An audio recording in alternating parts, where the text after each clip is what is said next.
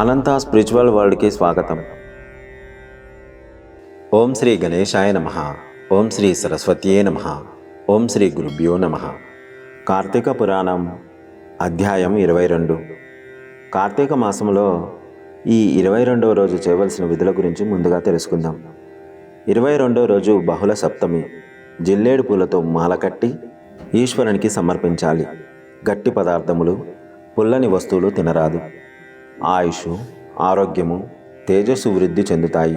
పట్టు వస్త్రము, గోధుమలు, బంగారాన్ని దానంగా ఇవ్వాలి. 22వ రోజు చేయవలసిన పారాయణము పురంజయుని విజయము. పురంజయుడు ఆస్థాన పురోహితులు చెప్పిన ప్రకారము కార్తీక పౌర్ణమి రోజున శుచి అయి దేవాలయమునకు వెళ్ళి భక్తి శ్రద్ధలతో శ్రీమన్నారాయణుణ్ణి షోడశోపచారములతో పూజించి తన మందిరానికి వచ్చి బంగారు విష్ణు ప్రతిమను ఒక దానిని తెప్పించి ఆ ప్రతిమను పళ్ళతో పుష్పాలతో పూజించి ఆ రాత్రంతా కేశవ నామాలతో సంకీర్తన చేస్తూ రాత్రంతా జాగరణ చేశాడు.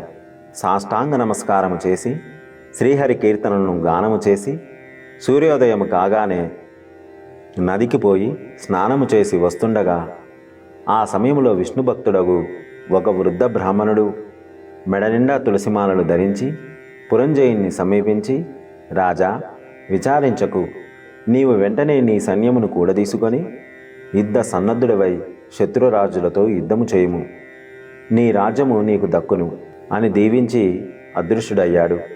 ఈతడెవరో మహానుభావుని వలె ఉన్నాడు అని ఆ బ్రాహ్మణోత్తముని మాటలు విని మరింత సంతోషముతో యుద్ధ సన్నద్ధుడై శత్రురాజులతో అద్భుతంగా పోరాడాడు. దెబ్బతిని క్రోధముతో ఉన్న పురంజయుని సైన్యము ధాటికి శత్రురాజుల సైన్యములు నిలవలేకపోయినవి.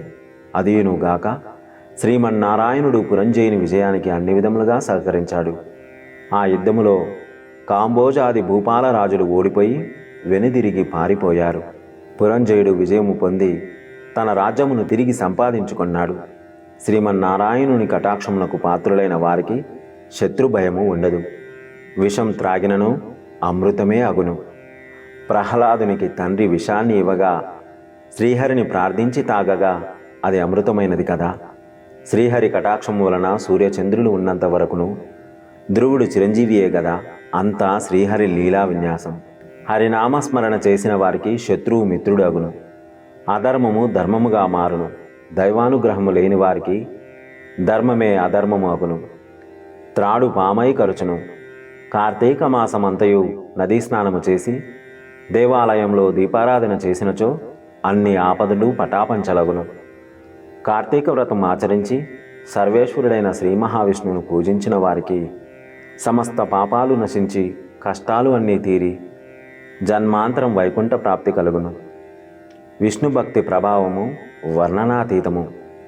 వ్యాసుడు, అంబరీషుడు, శౌనకాది మహారుషులు, మరెందరో రాజాదిరాజులు కూడా విష్ణు భక్తిచే ముక్తిని పొందారు. భక్తవత్సలుడైన శ్రీహరి సదా పుణ్యాత్మలను కంటికి రెప్పవలే కాపాడుచుండును. శ్రీమన్నారాయణుడు సర్వాంతర్యామి. 1000 సూర్యభగవానుల తేజస్సు గలవాడు.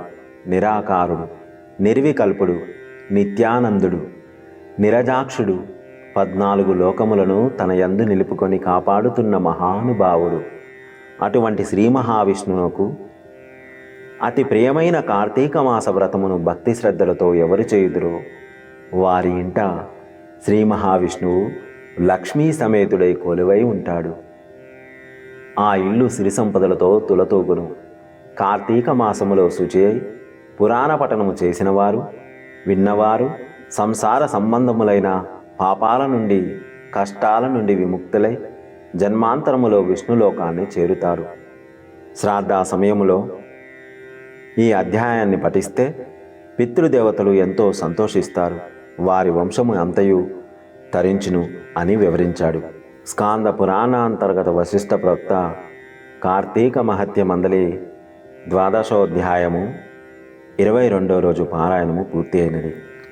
సర్వే జనా సుఖినో భవంతు.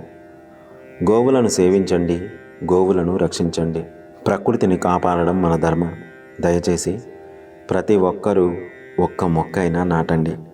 ఇలాంటి మరిన్ని వీడియోలు చూడడానికి మా అనంత స్పిరిచువల్ వరల్డ్ని సబ్స్క్రైబ్ చేసుకోండి.